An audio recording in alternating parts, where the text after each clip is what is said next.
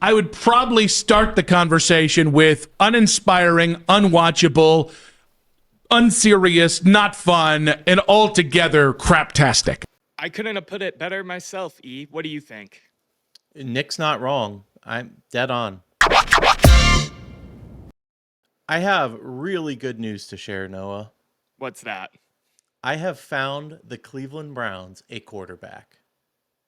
Hey, Noah! Here we go!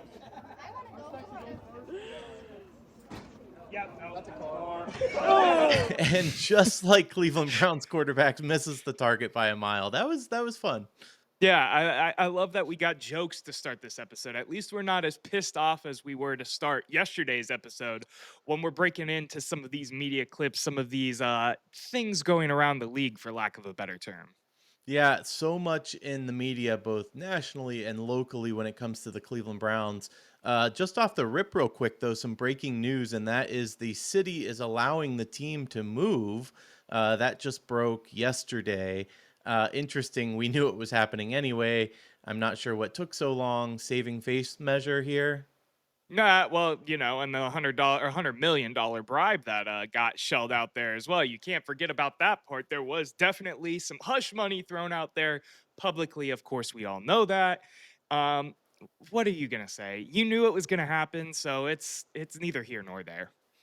All right, let's get into it because we have so much to talk about. But first things first, we're starting with the Steelers head coach. Not how we'd normally rip things, but this was too good not to react to. To be honest, it was shocking to me.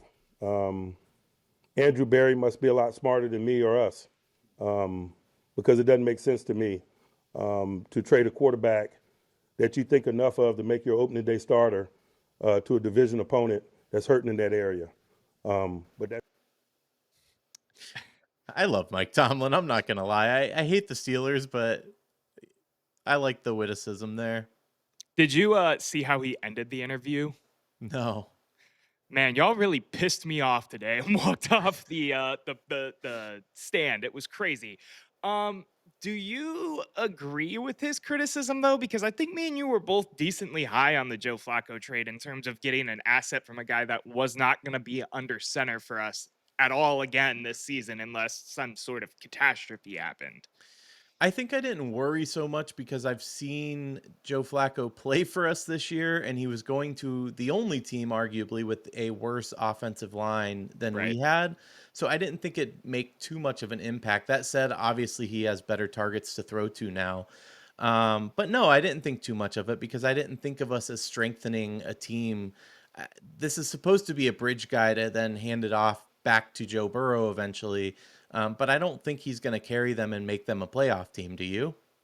I mean, that's what they're banking on. But as we talked about when this trade broke and we talked about it in our preview show, I mean, they're taking this gamble because they are looking at the loss of their jobs in Zach Taylor and their GM right now with everything that's going on, with how bad they've performed. I mean, Bengals fans have been hot on that tandem for a while now. And with the Joe Burrow injury, I almost said Joe Flacco, this is kind of like the last ditch effort to save the union. You know what I mean? And despite Flacco playing good, they still lost yesterday, 2 days ago. Yeah, they didn't look great. I mean, they looked okay. I don't know. I just don't think he makes them that much better of a football team. Jake Browning wasn't very good. We know that, but neither is Joe Flacco at this point of his career. No, that's correct. It's funny to me that Tomlin was very feisty about this the week, of course, that they played the Bengals and Joe Flacco. He wanted himself a little Jake Browning action, and instead he's going to get what I would still consider a significantly better quarterback. Well, he was asked. I mean, he gave an answer. I don't think he's wrong in his thinking either. Traditionally, you just don't operate and work trade-wise with other AFC North opponents. Like, that's pretty rare. We don't deal with the Ravens. We don't deal with Pittsburgh. Cincinnati maybe a little less so, but you don't typically see it, especially in the North. So, well, that was the first trade between the Browns and Cincinnati ever. I mean, I know there was the AJ McCarron deal that fell through back in Hugh Jackson days, but in terms of official trade going through, that was the first trade between the two franchises ever. Like ever 99 or ever? Ever, period. That's interesting. See, I didn't know that, and that speaks to that lack of precedent I was talking about. That's pretty interesting. Yeah, to break that for the first time ever. But you know what? We need picks. We need every opportunity we can to better this football team. And again, it's a bridge guy. We know, it's not like we traded them Myles Garrett. Right. We traded them a guy that at most is there a year. So who cares? Yeah, I'm with you. I do think it's interesting that he name dropped Andrew Berry. What did you think about that? Because I feel like that is not typical. You don't typically do that kind of thing. That makes me think that AB's name is on the lips of a lot of people in the league right now. I think him and Stefanski both are probably the talk of multiple teams because they're on the hot seat. Stefanski more than Andrew Berry. But it says to me that that's just been a name on his mind lately. Otherwise, why do you drop it, right? It doesn't make a lot of sense. Or maybe he wants to send a message. You never know with Mike Tomlin. Maybe he's playing games, which you're wont to do with your opponents, your rivals. Yeah, and that's a perfect transition to get into this next media clip that talks a little bit about Andrew Berry.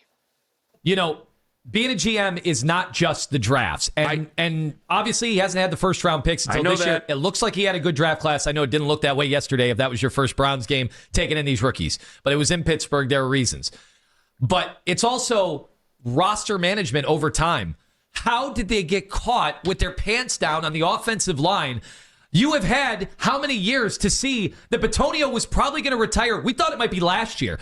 Where was this getting ready for the mass turnover on the offensive line? Now it's criminal because you're going to go into next year and you're going to be trying to do another rookie quarterback next year behind what offensive line? That is mismanagement of the roster. That is what they're supposed to be good at. It's not just the drafting here and there. I know, and but then then you had 4 quarterbers this year on 2 football fields, divvying up reps and having 2 separate quarterback competitions. I understand that. The hell does that make? That makes no sense whatsoever. That was funny to me because I really thought Anthony was going to drop an F-bomb there and get himself taken off the air with how close he was on every one of those F words. I was on the edge of my seat.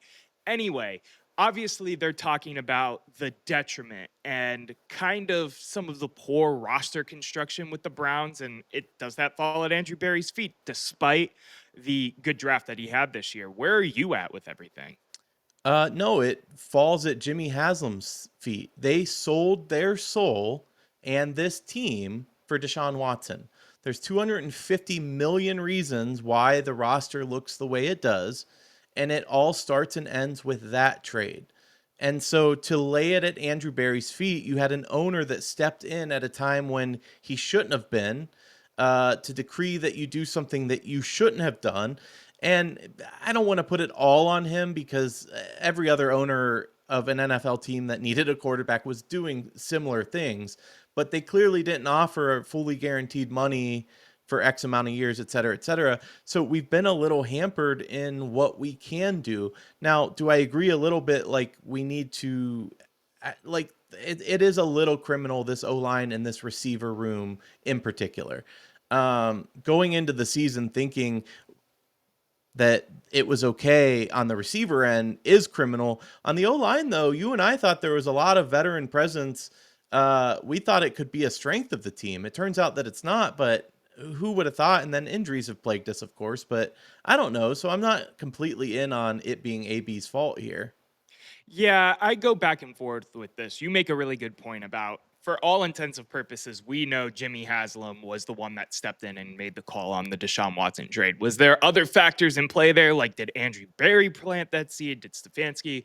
They're never going to tell us. Jimmy Haslam himself came out and said, that was on me. That was our mistake. That was our swing and a miss. So yes, that is a very good reason as to why our roster looks not good this year. That being said, though, you can look back to drafts prior to the 2025 draft that was awesome for all intents and purposes. Didn't look like it to a T on the Steelers game, but through most of the season, all of the rookies, A to Z, have had bright spots. Yeah. All of that to be said, you look at some of these old drafts. Jedrick Wills, Zach Zinter is on the roster. He was supposed to be our big name, steal of the draft because he got hurt. He's inactive every game.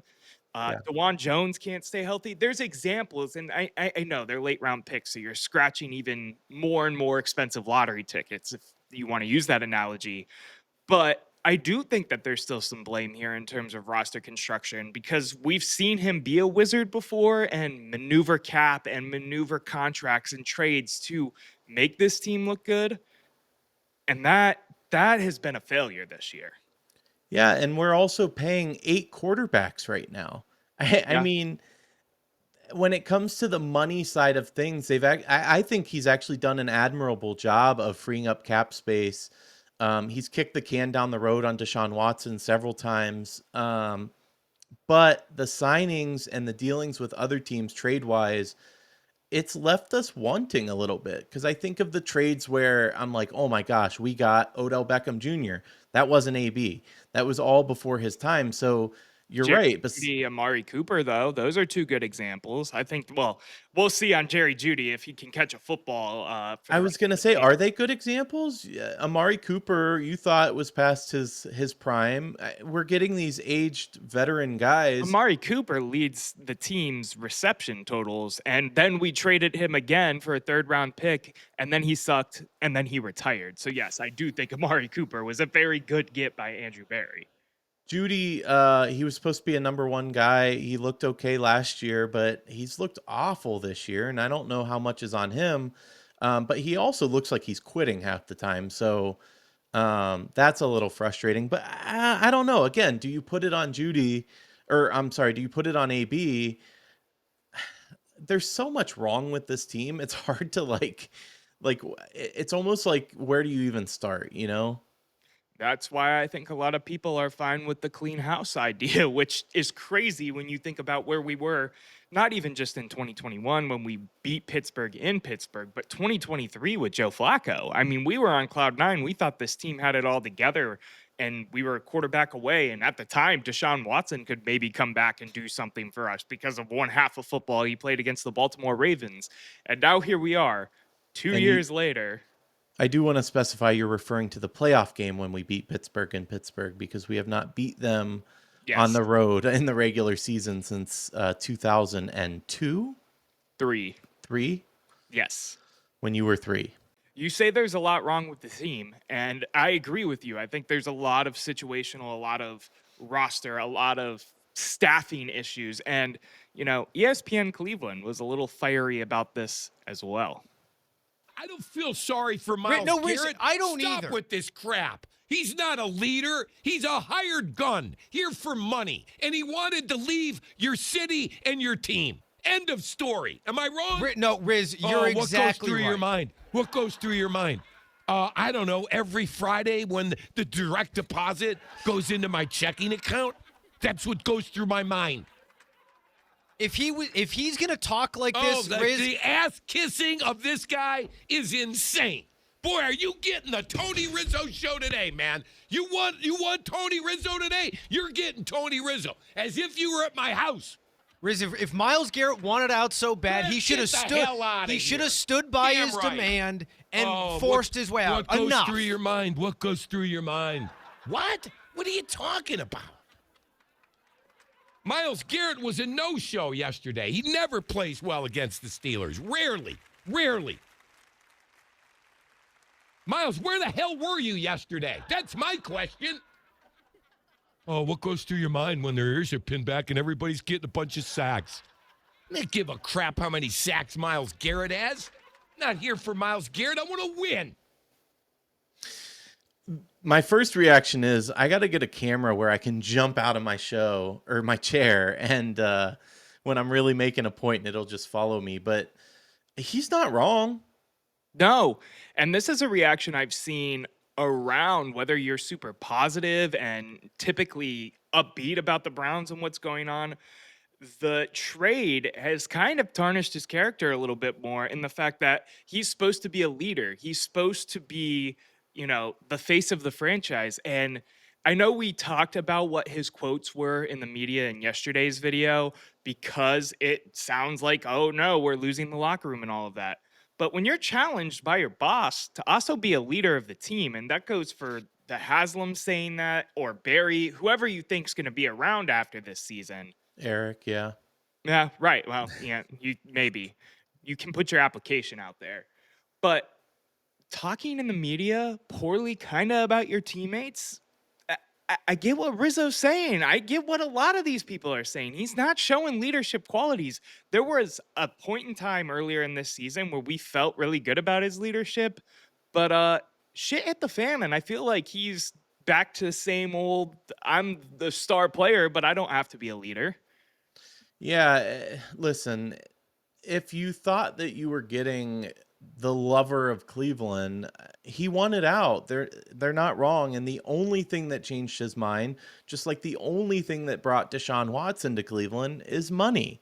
That's what these guys care about. Now, there are players out there. Jose Ramirez is a good example that cares about more than just money.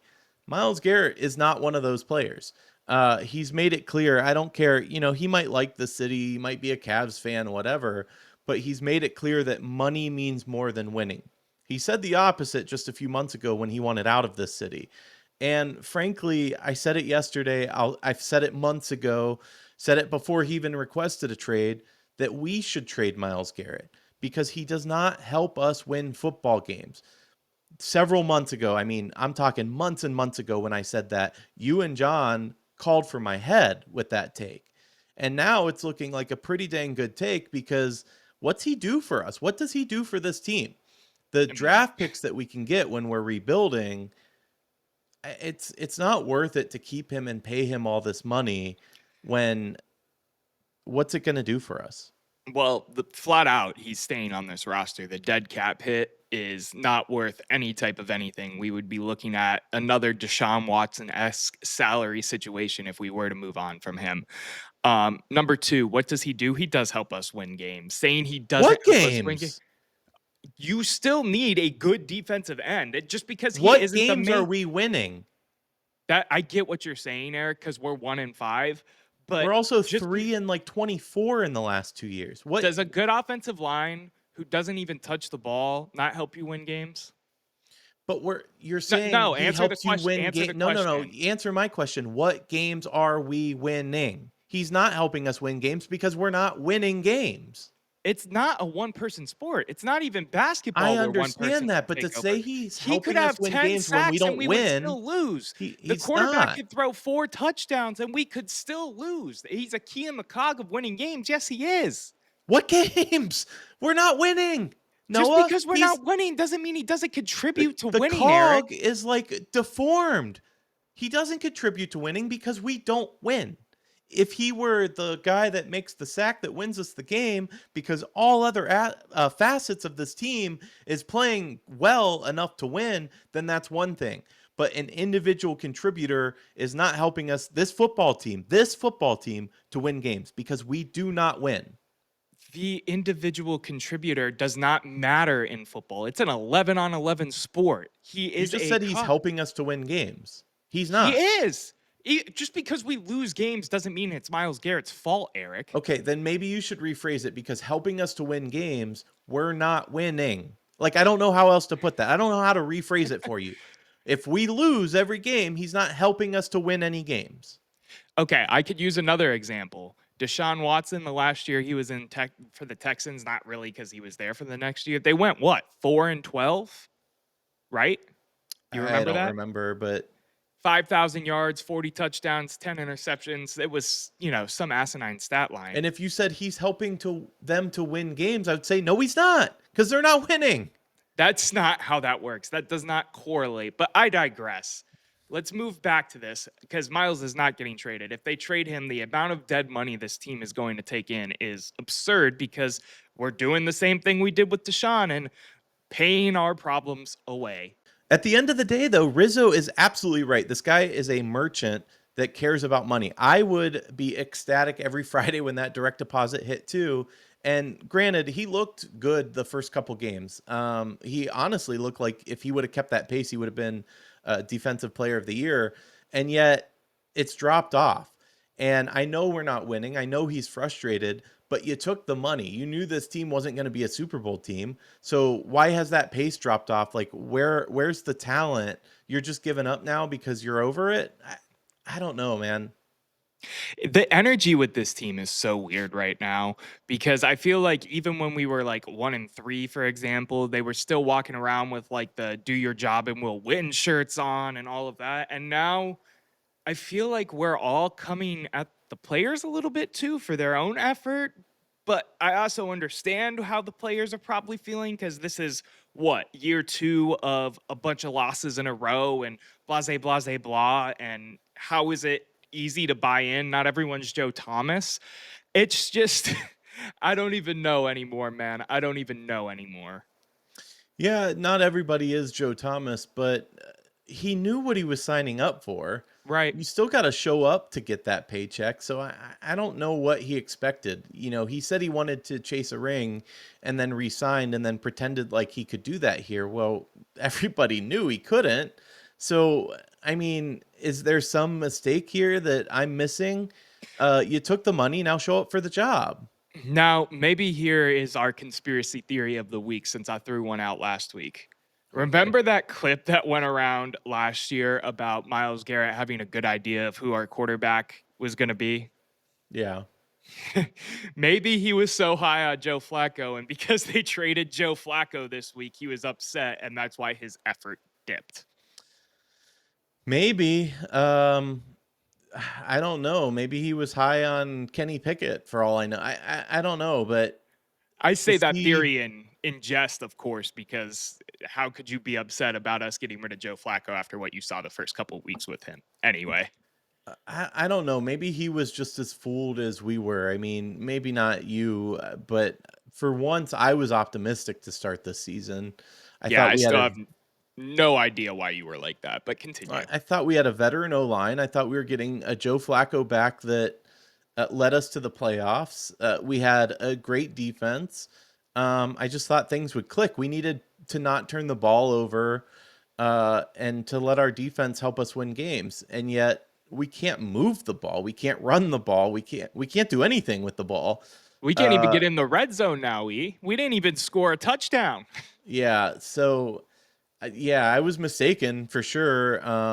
You know, I might as well just send the $10 over now and get John's dumplings now as well, because clearly we're not going to win 5 games. I don't think we'll win 4 games. 3 games. For new viewers as well, Erik has an outstanding bet with a longtime watcher, Tim Lyons, for $10 if the Browns win more than 5 games. And John, our former co-host, they have a bet on some dumplings from the great restaurant here in Cleveland, LJ Shanghai. And Erik is going to be paying up all over Northeast Ohio, and I believe Washington is where Tim's from. Yeah, he's in Seattle, who they just took a big lead in the ALCS, by the way. But yeah, listen, it's okay. You just paid me dumplings last week, which was fantastic. Fair.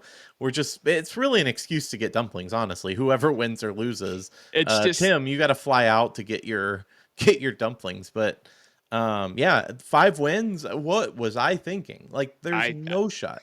What's the over under now? I mean, what would you be comfortable? It has to be like 3.5 or something like that, right? We're 1/3 through the season. They've won 1 game, so 2.5, 3.5. Yeah, their schedule eases a little bit, and it is hard to play the same team twice and win. You have a hurt Baltimore, you have a hurt Cincinnati. But I don't know, man. I don't know. I could see us not winning another game. Let's put it that way. Do we play the Jets? We do play the Jets, and we play Miami this week too. So there's 2 very winnable ones. The Patriots are definitely a winnable game the week after too, but we'll get out coached. That's the problem. I mean, they just put together a hell of a game plan against the Bills and beat them. Yeah, we're gonna get out coached. I don't care. Drake may not outplay us, but we're certainly gonna get out coached. Miami, maybe. I don't know. I don't trust this team at all. It's probably going to be the lone Jets win of the season, and that is a more hapless franchise than we are. And yet, I don't trust it. So you're talking about the coach, and what we should do about the coach is something we've talked about at length at the channel. I have this Fire clip. him. Yeah. Yeah, okay. I have this clip that I'd like for us to react to. If these people see from the outside looking in that the Cleveland Browns, for the first time since they come back since 1999, have a 2-time Coach of the Year, a guy who's made the playoffs twice with the franchise that before he got there only made it once, and they fired that guy in the middle of the season, everybody's going to think the same thing, which is nobody's ever going to be safe in that Cleveland job. Why would I take that job, right? There's no security in it. And any of the benefits that you're going to throw at somebody, right? The Browns going to be able to pay you very well. The Browns are going to be able to offer you a team that has some players on it already. Myles Garrett, Denzel Ward, maybe if he's still on here. We're talking about a draft class here that's being lauded as a top draft class. All of that stuff that you would use to try to kind of attract the job to somebody is not going to be attractive because they're going to look at it and go, look what they've done to the only decent coach they've ever had here. They just fire the guy unceremoniously in the middle of the season. They're never going to have the patience required for me to do the job that I need to do for me to take it. First of all, he answered his own question. Money, Quincy. That's the be all end all. That'll bring any coach. You pay him enough money. I mean, John Gruden came out of retirement for a Raiders job, and granted, that didn't end up well, but it's because they paid him $100 million to do so. So believe me when I say that money can bring just about any coach, alive or dead, to this organization, because that's the power of greenbacks. But where I differ here is that I don't understand what you mean about time. He's had plenty of time. And it's been stale. The thing is, Stefanski is not adjusting. He's not making changes. So it's dried up. It's not working well. And yet he does the same thing every single week. And then he says, I got to be better. And then he does the same thing every single week. And then he says, I got to be better. I mean, stop me if you've heard this before. No, and I agree with you on a lot of this. I think what he means by time, and obviously he was referring to coaches that might come in for the job when he says these people at the beginning of that clip. But last season, I feel like in the Haslam's mind, even in our mind at one point, was pretty much a write-off because we tried to do everything to go all in on Deshaun. Obviously, that completely blew up on in our face, and we know where we're at now. New coordinators, a bunch of different things going on.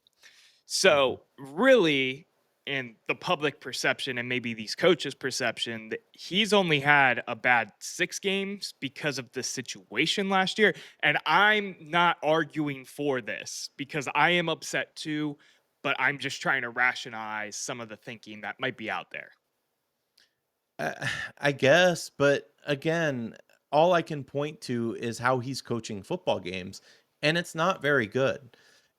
You would think that somebody who's clearly has their job in peril would be coaching their ass off right now, seeing new things we've never seen. We don't get any of that. Like literally none of it. We get HB ISO on 2nd and 10. And then it's 3rd and 10. And we go, now what? Oh yeah, we didn't get a first down.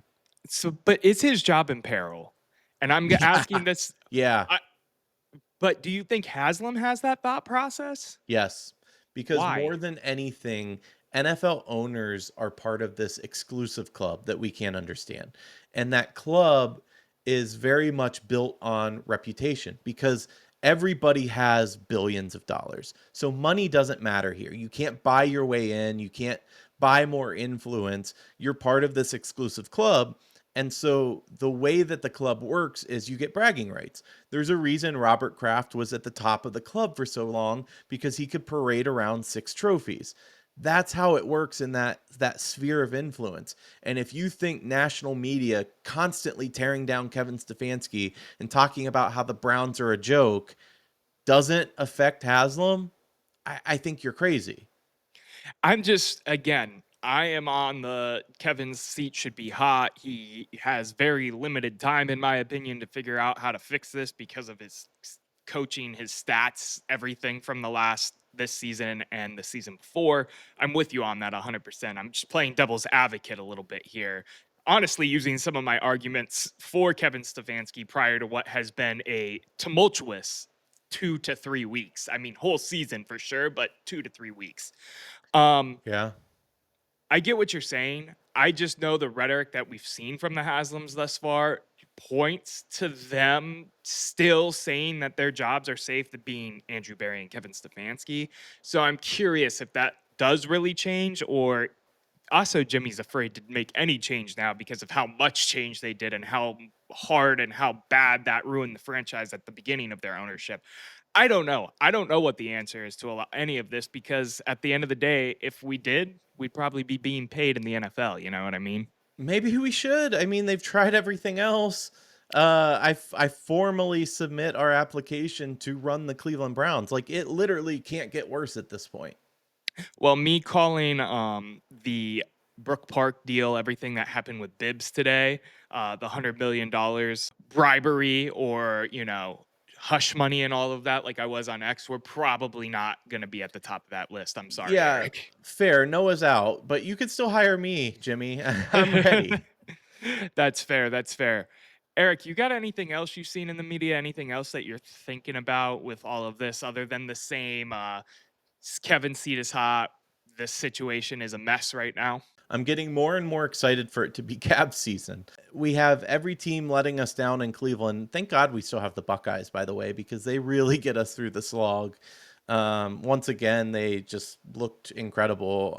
The fact that people find like the smallest, minutest things to complain about with them is fascinating to me, because they look just fine. But yeah, I'm ready for Cavs season. Hopefully they don't let us down again, but Cleveland sports fandom is just misery sometimes. Yeah, it is. I couldn't put it any better myself, but that's a good transition because we have some official announcements to make, Erik. Why don't you take it away here? We do. We're back and we're live, baby. We've had so much fun interacting with fans that we're going to keep doing it. So starting this weekend, we'll be at Muni Lot. Look for that at the office flag. 10:30 a.m. We're going to go live, but we'll be talking, handing out stickers. We have a little bit of a giveaway that I'll tease for a second. And then following that, we'll be at Tapsters in Lakewood. Once again, pre-gaming for the game at 12 that time. And then we'll watch the game there. And then back at Muni in November 16th. That's 10:30 once again. And again, look for that at the office flag. But we had so much fun, and we had so much fun doing a giveaway that we thought, let's do it again. Yeah, and we may have another date that gets put into this schedule as well. If you notice, it's the bye week and then there's an open away game. We're just working out some fine details on the back end. So these are the three that we have right now. And of course, with us going live, we got to bring back the giveaways. So this time we're spicing it up just a little bit. We are giving away any Browns or Cavs jersey. You pick which one you want and which player you want. All you have to do is subscribe to At The Office on YouTube and leave a comment on a recent video, so that way we can find you and, let you know if you won. Winner will be chosen the day after that last Muni Lot show, so November 17th. Heck yeah. Follow, subscribe, like, all that fun stuff. Listen, Noah, I had a lot of fun reacting. At least the Cleveland Browns give us something to talk about, if nothing else. But for now, the debate never ends, but the show does. We'll see you next time.